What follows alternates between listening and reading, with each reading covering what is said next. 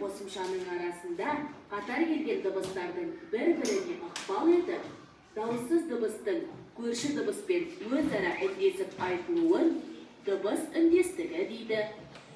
Вики бері ал мынау басшы болып айтылады.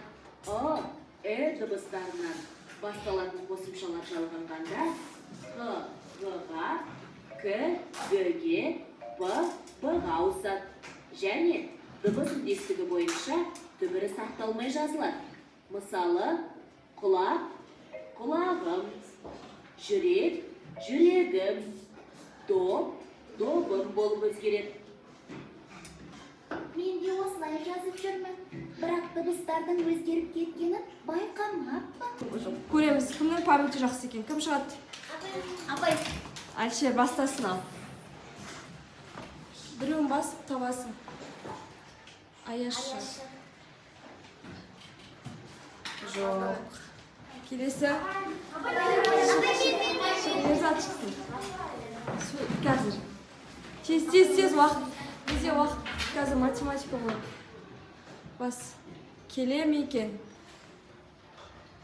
Жоқ, сонда. Аяшы жаңа бізде кімге шықты? Ол қаяқта деп ойлайсың енді. Мынаны басасың қайтадан. Мынаны. Ол аяшы примерно жерлерде. Келесі, Аниса. Каз. Тез. Давайте, екі адамнан шығайық онда. Екі адамнан шығасың. Аяшы бас. Там. Сюда. Дұрыс па екен?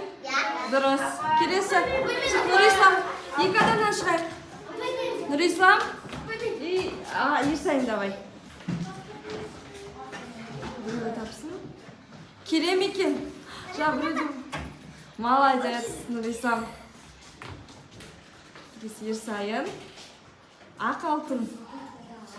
Бізде ақ алтын қалай болады? Айтылу. Болады. Ақ алтын болады.